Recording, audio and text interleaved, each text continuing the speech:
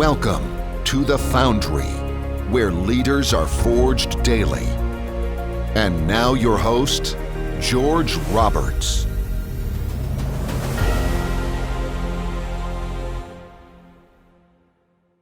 Welcome back, entrepreneurs. Today we have Megan Orser, CEO of Smart Apartment Solutions and Smart Moves, and genuine social media guru. If you're not following Megan on social media, including TikTok, you're definitely missing out on some great social marketing ideas. Welcome, Megan. Thank you. Thanks for having me.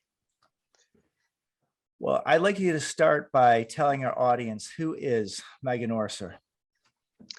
Oh, well, that depends on the day that you get me. But in general, I am a fierce advocate for the rental property management industry. All things education and social media, legislation, then you probably will find me there.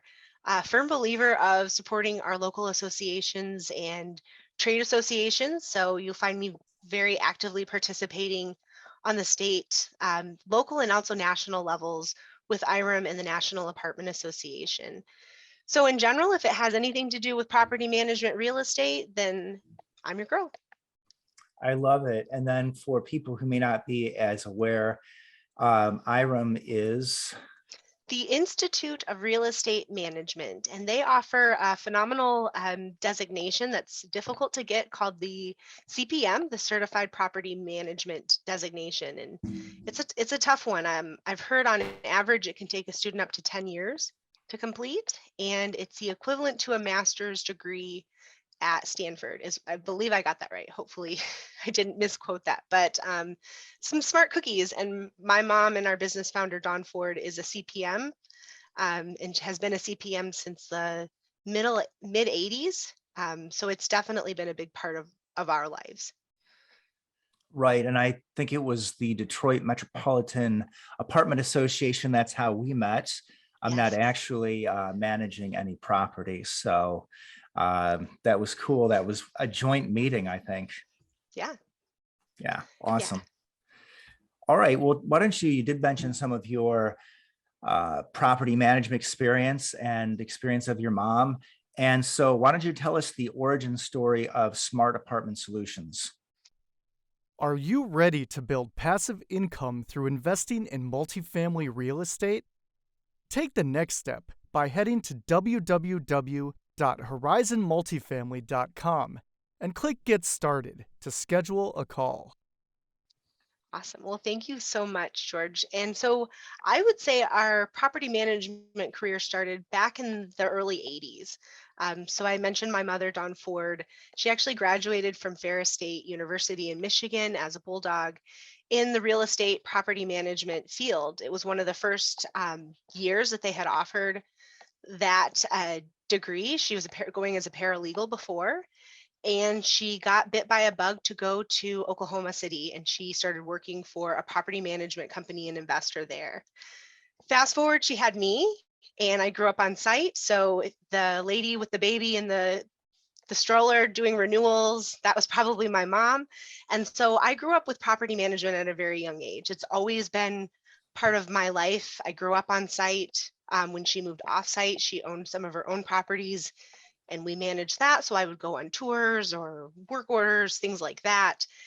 And then when I was in college, I went to the University of Michigan, and I said, I don't want to be in real estate management because I didn't know that it would pay that well. I didn't see it as a very fruitful industry. I had gone through the 80s and 90s where it didn't pay as much as it should for the talent that's out there.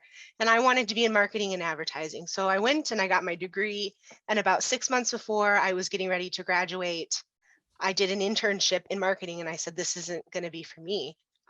It's not anything of what I thought it would be. And I started leasing at an apartment property and just loved it. I had leased in the past for my mom.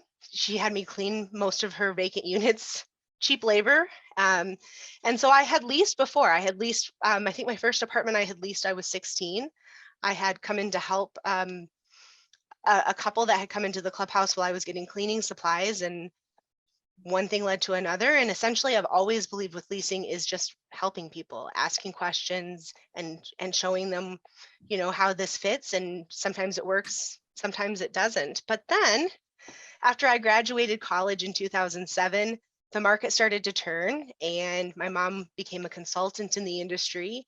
And I worked on a large site in Metro Detroit, 1,145 units, and cut my teeth there as a marketing director, leasing manager. And in 2008, my mom started Smart Apartment Solutions, and she wanted to offer solutions to the on-site teams and to the owners that she felt wasn't available for her in her career. We did realize that we were in a recession, a national recession at that time, and Michigan was probably one of the most hit markets, but we still felt that there was a need there. And so we started with temporary staffing and essentially just making connections with people we knew that were out of work, with owners and property managers that were looking for talent. And then I started getting requests for education because that had always been my passion when I started working in the industry. And then in 2012, I made the full jump to work full-time with Smart, and I left property management. I left my full-time job, and we've never looked back. We've continued to grow and support with solutions to the rental property management industry. And really, we don't like to say we do A, B, and C, because it really is any solution that's going to help fill your occupancy, get your occupancy where you need, and get to the income potential that you're looking for, whether that's through staff, maybe that's through training, maybe that's through a marketing or repositioning, maybe it's even on the affordable side and getting in compliance with your tax credits and public housing liabilities and things like that. And then we didn't feel like we had enough to do. So in 2014, we opened Smart Moves, and that's where we started managing single family homes, duplexes, and then we expanded into commercial management. And then this summer, we actually started an HVAC company as well, Smart Mechanical, and we are doing HVAC repairs right now for residential, hopefully to move into multifamily and commercial when we are able to get a little more staff. But the awesome thing about that business is it will also be a training university for maintenance professionals that we're able to recruit from other industries. So being able to give them those, on site, on the job experience with HVAC, with all of the mechanical elements that come with that is such valuable training, but is also such needed because maintenance has been such a hard position to keep full in the last 10 years, but I think we felt it more painfully in the last 18 months. Absolutely. So, yeah. Anybody who has those sorts of talents might find themselves drawn into construction, can never get enough people who can do those sorts of things these days. Well, I understand that you actually leased your first apartment at 16. Tell us that story. I did. So my mother had started her the first lease up actually that ever existed in Colorado Springs, Colorado. And it was about probably 96 or 97. And it was a tax credit site. So budgets were small. And she had me in on a Saturday cleaning an apartment to get it ready for a new move-in.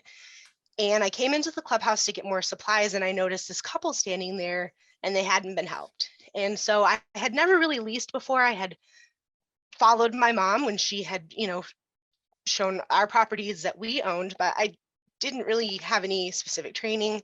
I had not been fair housing trained. But I came in and I offered some help, and they said, we're looking for a 2-bedroom apartment. And I knew that we had them because I was cleaning one. And I knew we had a model because I had been, fairly intimate with the property with my mom with what she was doing. And so I took them over to the model, and I figured I would just kind of fumble through it and at least get them to see the property. And then, by the time we got back, someone should be there and we could go through whatever they needed to do. And so I took them over. I showed the apartment and I answered the questions that I knew. And then I came back and I asked them to apply, and they did. One of the challenges is we were not a pet-friendly community at the time, and they had a dog. But because I didn't really know that, I was like, sure, dogs are definitely welcome. And we were able to actually get with the owner and actually change that policy and became a pet-friendly community after that lease. So I'm a firm believer that there really is no. A lot of times, if they're willing to financially pay for it, you can probably make it happen. You can always do most things at a price as long as it's not illegal. So that was the first time that I leased, and I started leasing after that. I leased on the weekends. I would fill in here and there when there were open positions. And then I even did temporary staffing through college. But like I said, it wasn't until I was getting ready to leave college that I knew it was the industry for me. And what I was doing wasn't just, going through the motions. I really did enjoy helping people find a home. It's very intimate. That's awesome. I just can imagine this 16-year-old Megan out there, and you do have this sort of take charge aspect to your personality, which I really like. That's super cool about you. Thank you. Well, yes, I will answer your phone if it rings, even if I've never been there. So I can be a little overbearing, but those are just things I think that I am hardwired, and maybe it's growing up in an office setting, but it's just, you Right. just don't let phones ring. You don't let people stand there and not be helped. And I love think it. that applies to every industry. Yeah, I think that's something definitely needed for entrepreneurship. I love that. Depending on where you're working in the world, you may or may not see that sort of ownership mentality. So obviously, second generation entrepreneur, you're brought up in that tradition. Yeah. Well, what should a building owner look for in a property management company? Well, that's a good question. And it's your baby. A lot of the owners that we work with, it is their baby. It's maybe their retirement that they've put into this property or this community. And so for me, I would say you should get a management company that's going to treat it like it's their baby, like it's their own property. That is a common thing I've seen growing up in this industry and working in this industry. You can usually tell the properties that are managed for somebody else and then managed by the people that own them. And there really shouldn't be any difference. And I also think it's the relationship with the management company and the owner.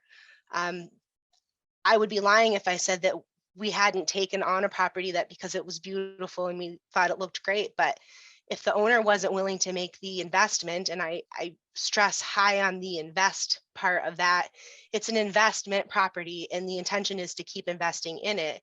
And so if the owner and I aren't on the same page as the management company, then I know it's probably not going to be very successful, because if their goal is to just take as much money out of the property, we don't have the same goals. We tend to get high rents on our properties, but we have higher operating expenses because we believe that if you're going to get higher rents, then there's going to be a higher expectation from the resident. And if you want them to stay around and continue to renew with you, you're going to have to maintain that level. And so we seek for owners that are on the same page with that. And I think finding an owner that believes in that principle too is number one.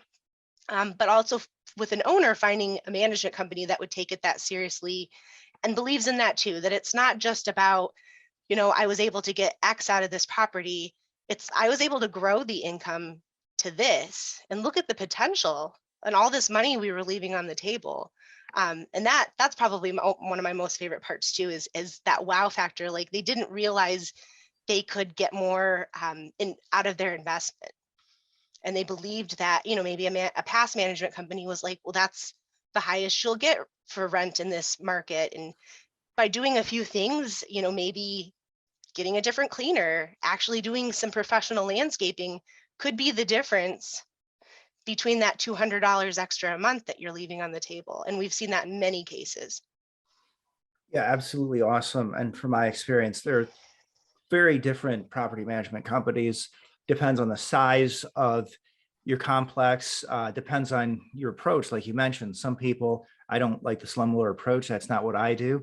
But some people try to run things as cheaply as possible. Some people try to push the rents, and having that match between you and your property management company is huge. Right. Absolutely.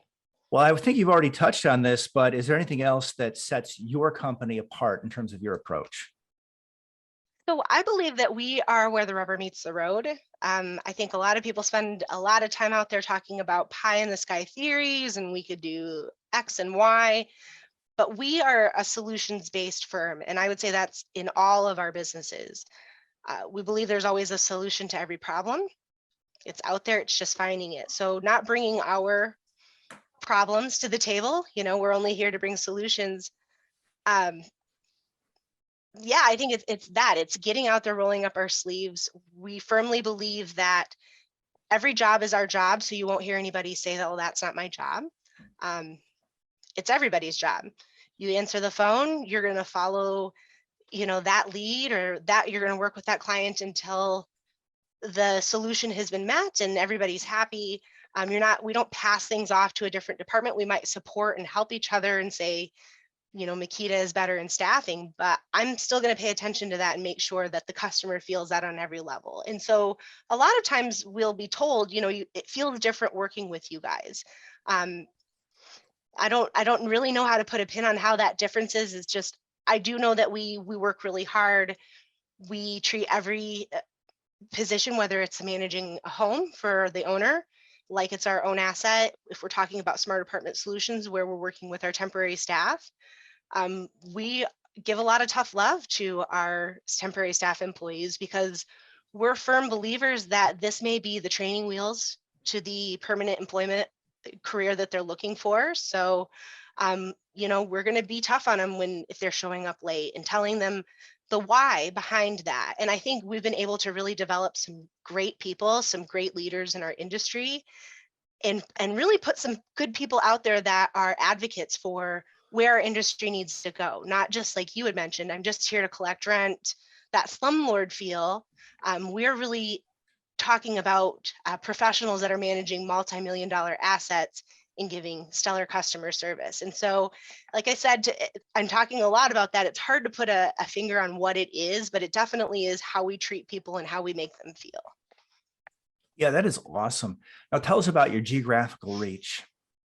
Yes. So for Smart Apartment Solutions training, we can go anywhere, anywhere in the world.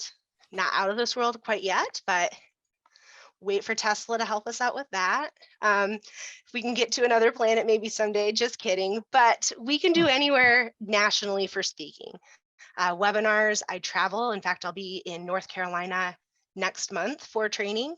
For our temporary staffing, we operate only in Michigan, Ohio, Pennsylvania, and Indiana. Hopes to move into Illinois within the next 2 years. And then for management, we'll manage anywhere within the state of Michigan. Primarily, our portfolio is in the mid-Michigan region, Owasso, Michigan. We also have some properties in Pontiac as well as Redford. So Metro Detroit, mid-Michigan. And then for Smart Mechanical Services right now, they are working more in I would say the southern part of Detroit, downriver area. And soon as we can get some more talent, then to a town near you in Michigan. Wow, that is amazing. What an amazing success then over the last 13 or 14 years or so. Yeah. Actually, today is our 14th year anniversary for Smart Apartment Solutions. Wow, I love it. So this is January 13th, I believe, as we record 14th. 14th. Okay. Yeah. All right, January 14th. Love it. Well, before we leave property management, I just need to know, do you have any crazy property management stories that aren't going to get you in any trouble for telling? So one that tends to always make some people laugh is I was working on a property and we got a complaint from a resident. It was in a Midwest town, I won't call it out, and they said, "You've got to get over here. Someone is processing and skinning a deer. They've hung it from the balcony." And I'm like, what kind of crazy resident has done this? So we walk over there and it was the maintenance supervisor. That's the first time that's ever happened. And it was during the workday. So it wasn't even like a after work kind of situation. So I think that has been the most bizarre, not scary story that I would tell, that just was like, I don't think I could have made that up in a million years. I mean, there's been some funny ones. I did have one time where a resident was very upset when we had a power outage because they were missing Dr. Phil. And so I think we could write a book probably someday about all of the things that have just made me laugh, and things we can't control. But yeah, I say that's just a regular day in property management. Well, I love that. At least they didn't call 911. You get a lot of those. Yeah, Yeah, you do. Well, not my own story to tell, but I got to say, probably the weirdest thing I've heard in property management. There was a property management company that had they had a wrestling mat set up with an entire ring and all set up in the basement. And so before that company had to go, the wrestling mat had to go. So no more Yeah. Hulk Hogan or Macho Man Randy Savage moves during work hours. But anyway, Was that not one like of my a properties, but one of the stories circulating in history. resonant amenity or Well, see, that would be different, if they were able to charge extra rent for it, that might have worked, but I don't know what you'd have to do on the insurance end to make that okay. no kidding. Yeah. Oh, geez. Awesome. Well, let's move on to social media, another Okay. aspect in which you are an absolute expert.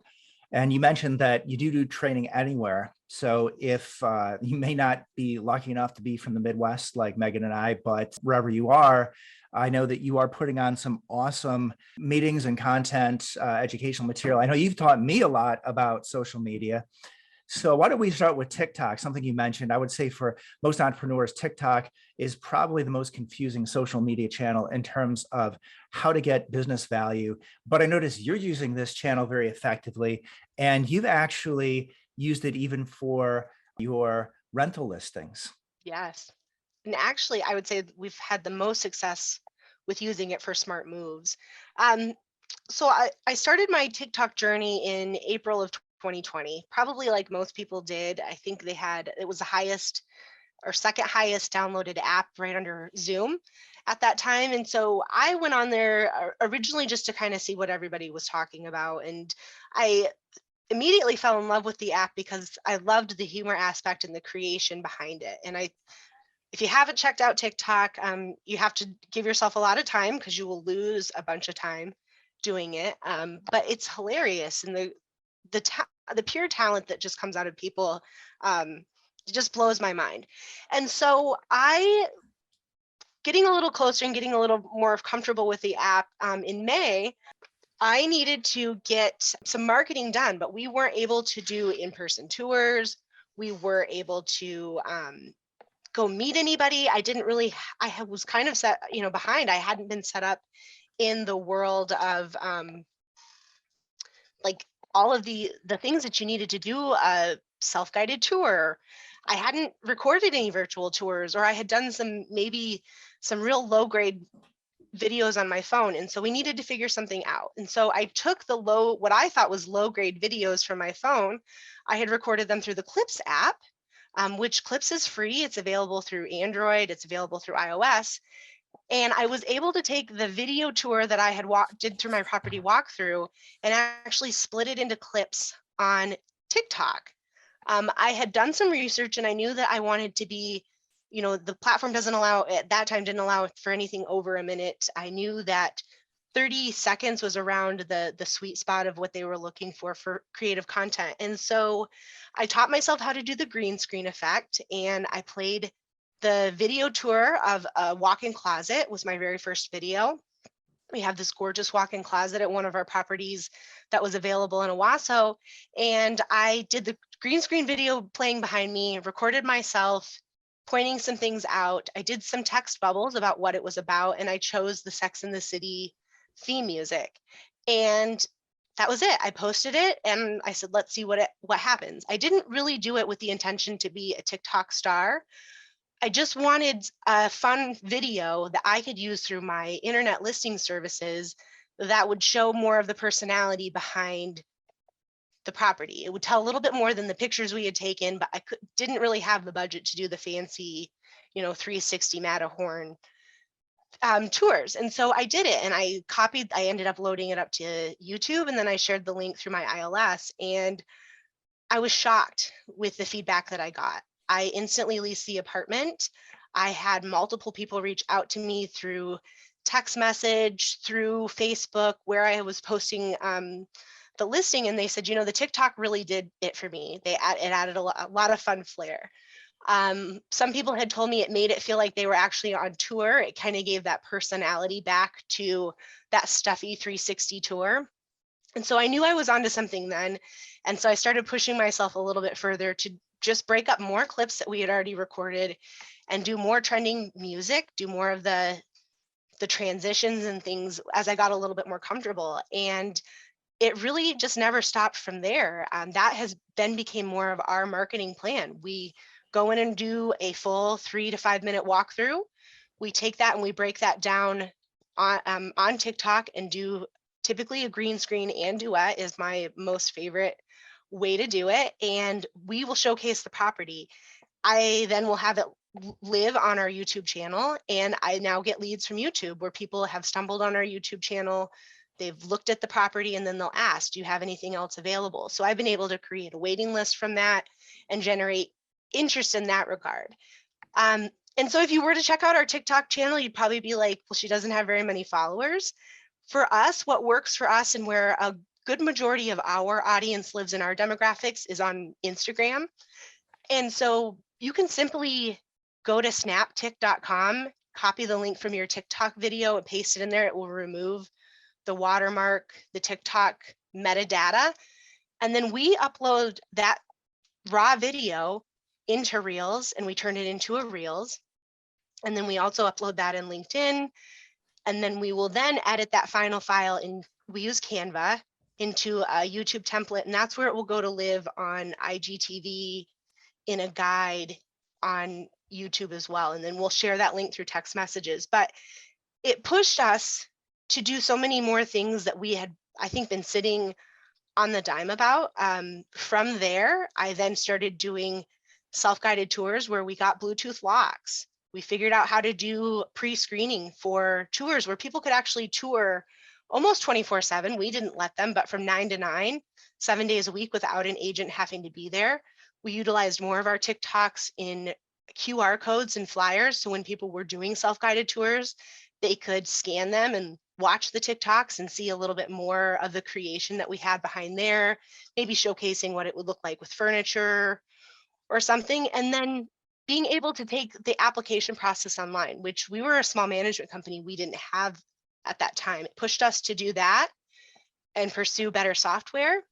And now we have a full running machine where I myself as the property manager don't have to make an hour trip each way for a tour that doesn't show up and have to make people work on my schedule.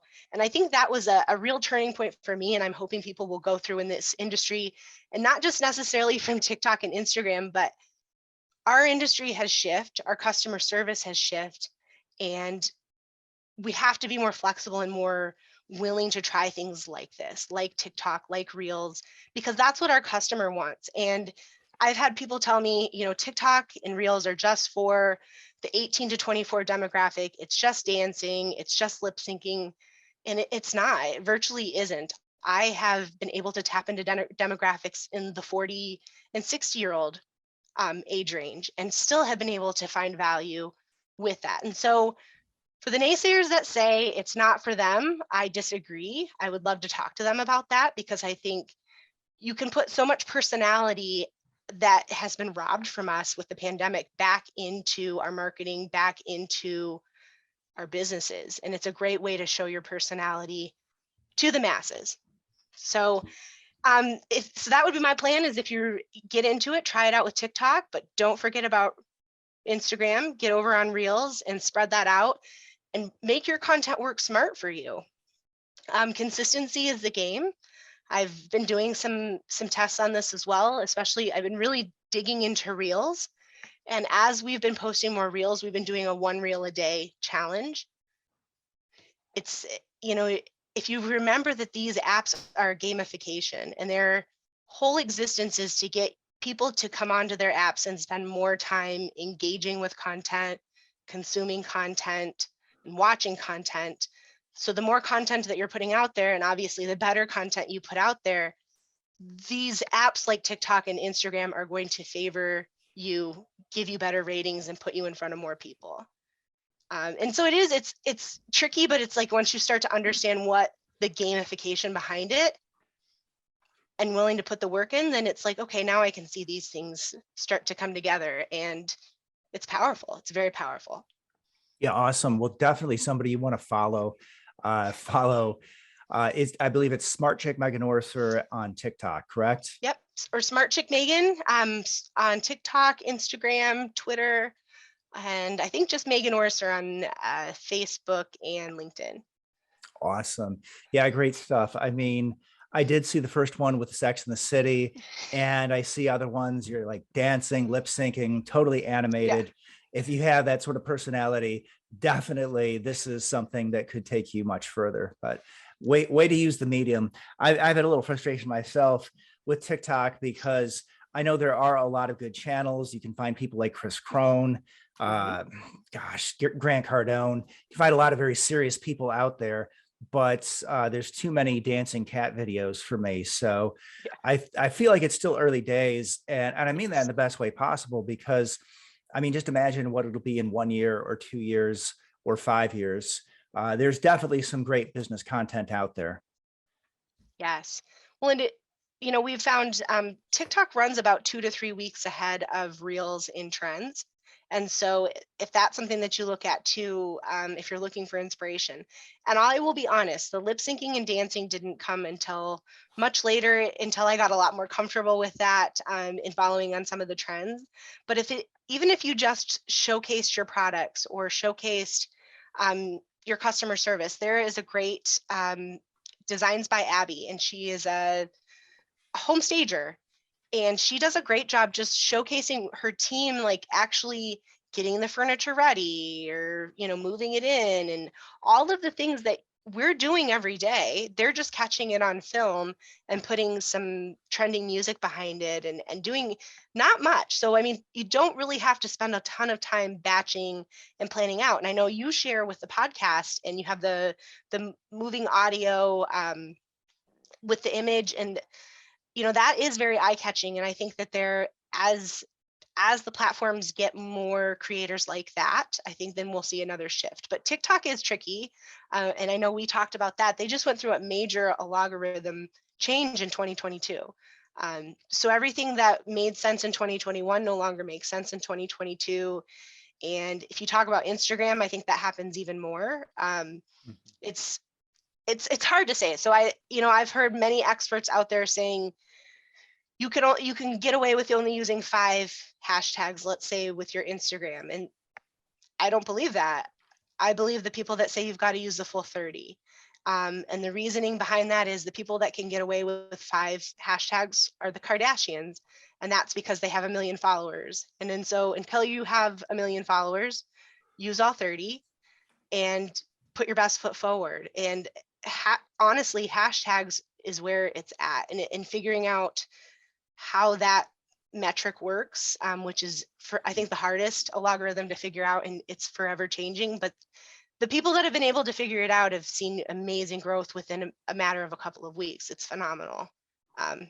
That's a full-time job though, and I don't want to pretend that I am a social media expert, because I'm far from that. But I know enough to get myself in trouble and hopefully point some people in the right direction so that they get more involved, because I do think the more creators that we have, especially from the real estate and investment spaces and management, then we will find more creative people that will find that. And I think we could get a lot better content, and a lot more content, like you said, that you're searching for and that I've been searching for too. But we got to be the first ones over that hill. Exactly. Get it on the ground floor. Well, I know you definitely put me in the right track, because TikTok, every video is judged separately. So if it shows it to a few people and they don't like it, boom, you just get completely deprioritized. But my TikTok is healthy again. People are looking at my TikToks. So again, yeah, definitely somebody I would reach out to if I was having any trouble getting traction on social media. Well, let's move on to the last phase of the interview. Let's talk about entrepreneurship, what lights your fire as an entrepreneur, and providing guidance to our audience. What would you say is the biggest lesson that you've learned in leadership?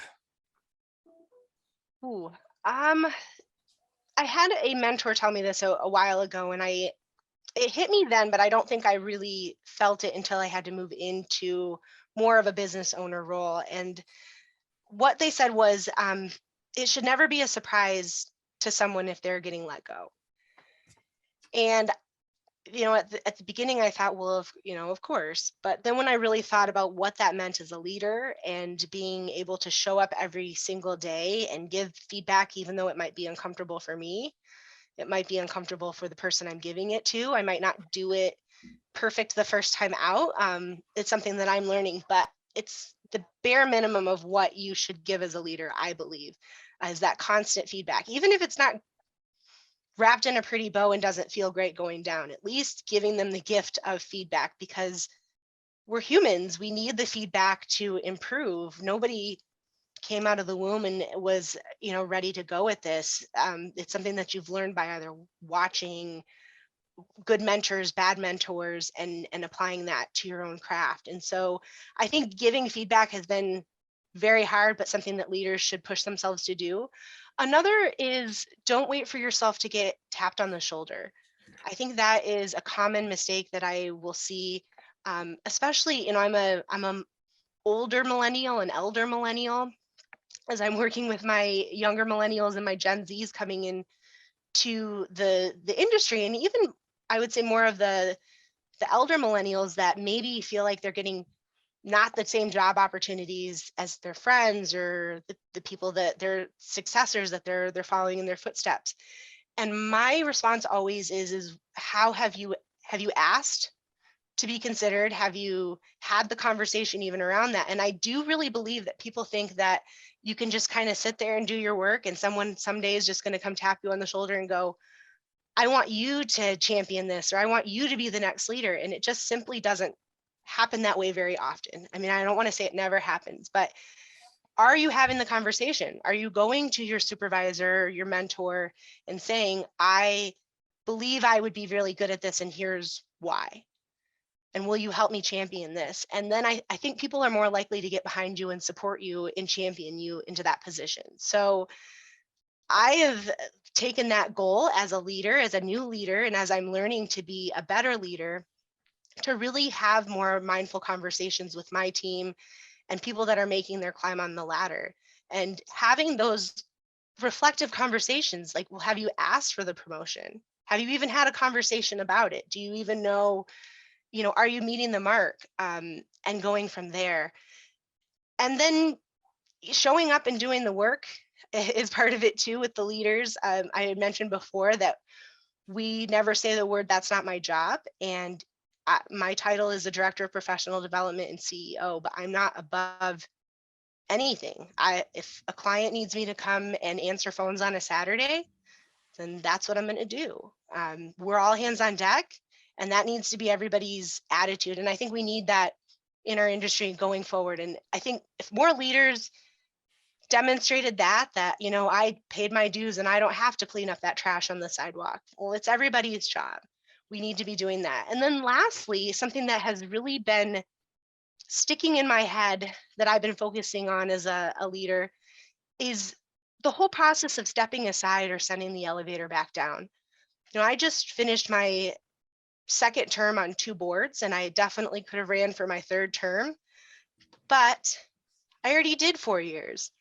It's time for me, I feel, to step aside and let new voices come up and new leaders come up and champion them. So get out of the spotlight sometimes and send the elevator back down and champion those people to come up and fill in those seats and give their voice to. And I think those are important lessons that I'm still learning as a leader, but I wanted to share that as well. That's really beautiful. And so it touches on all the work that you've been doing to improve our industry. And I'm going to say that in a broad sense, not just property management, but the owners, the investors, and all the people who serve as vendors on these various boards. I understand that another thing that you've been working on is the legislative branch.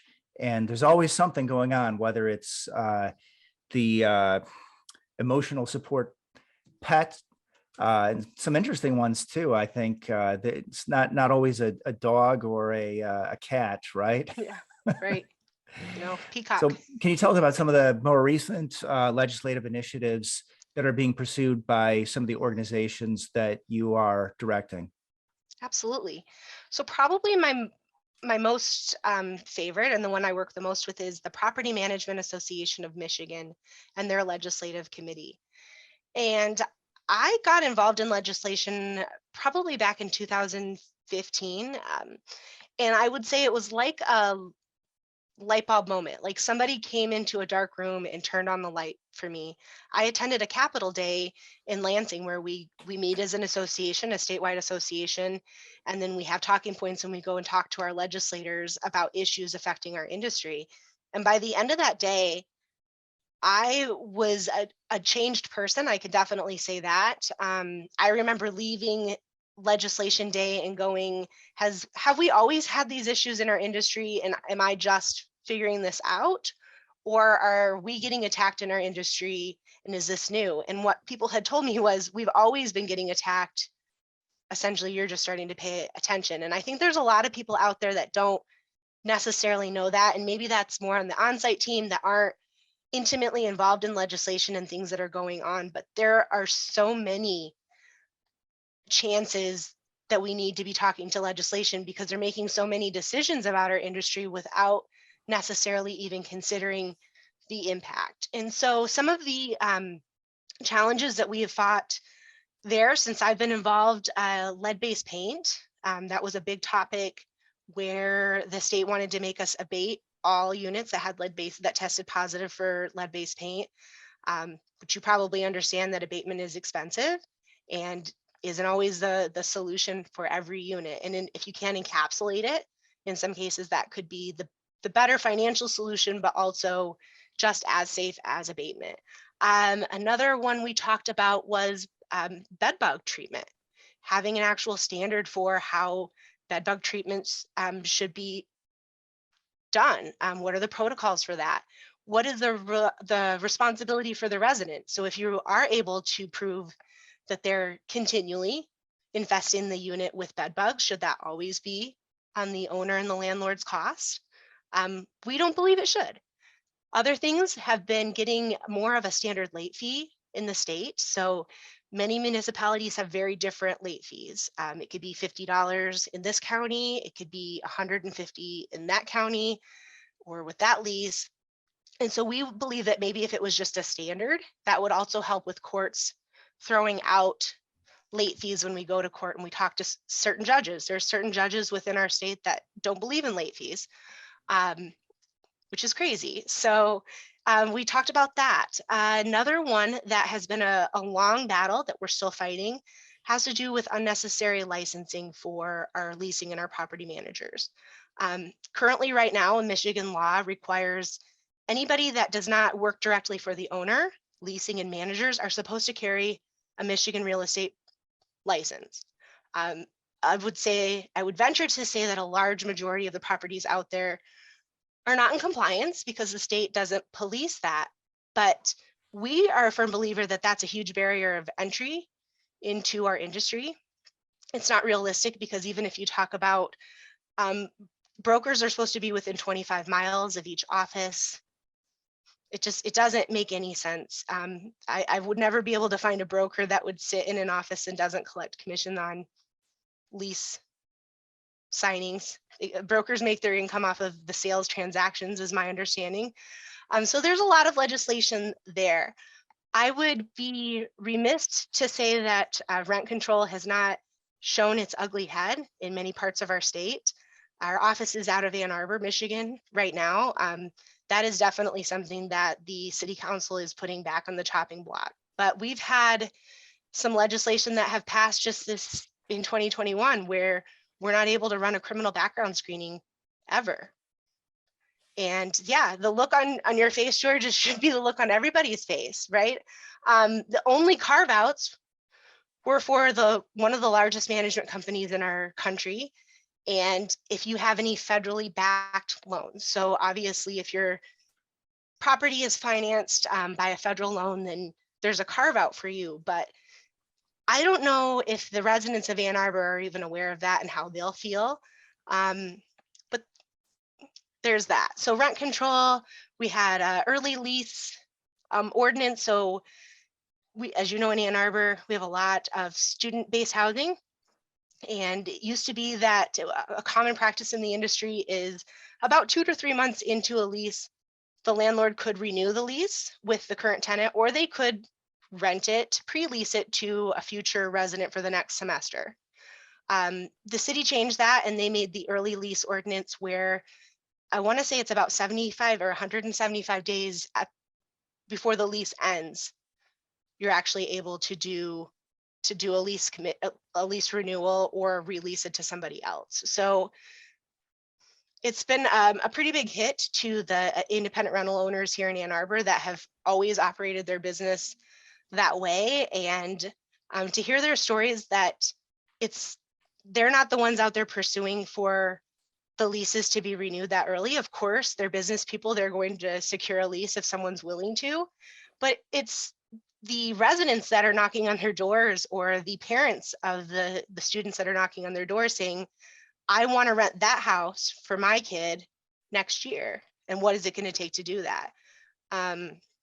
So it's just been a real crazy time here in Ann Arbor.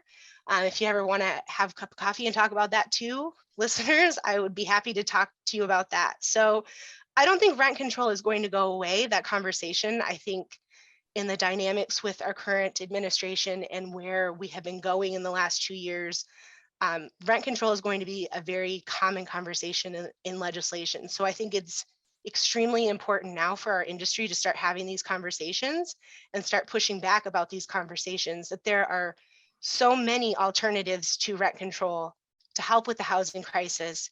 And rent control will only hurt that. It will only take investors out of the markets, because who wants to invest in property that they could never make their money back? It just doesn't make any sense.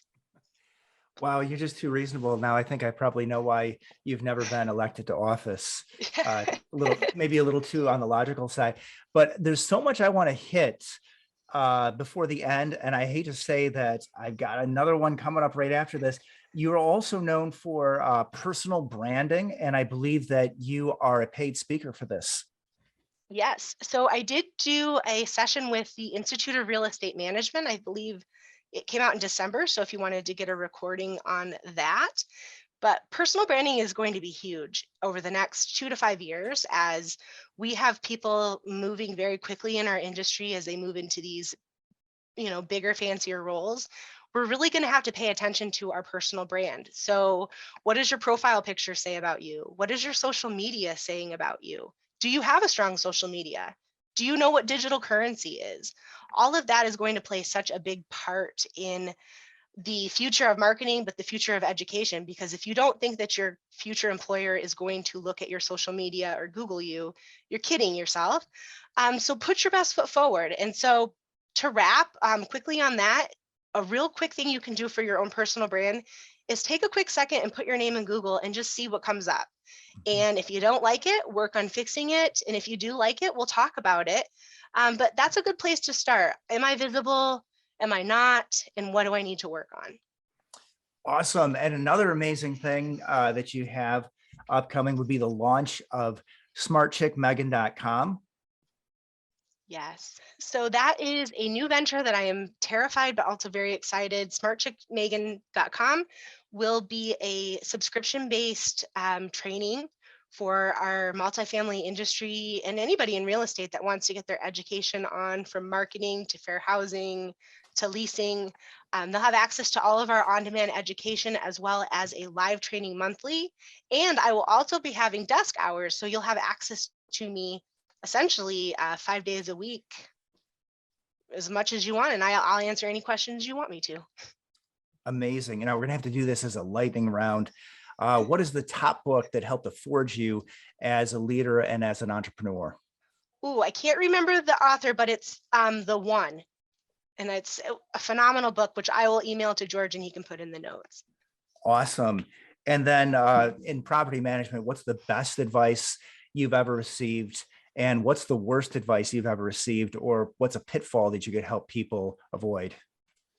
Best advice is to do something completely out of your comfort zone. So go follow maintenance, go work in accounting, push yourself to understand the full circle of property management. It will benefit you immensely as you grow. And then what was the second one? Yeah, worst advice that you've ever heard in the property management business, or a pitfall that you can help people avoid. Oh, don't answer the phone on the first ring. It makes you sound too eager. I think that's horrible advice. Wow, that's hilarious because what I would say is some of the best advice I've received recently is, hey, why don't you pick up your phone? It's probably not your competitor calling.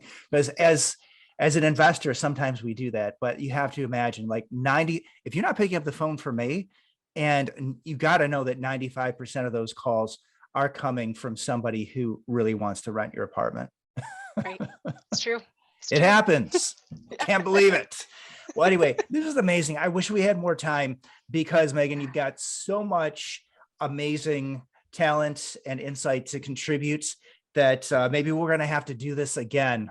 Sure. Absolutely. All right. Thank you so much. Yeah. Thanks for having me.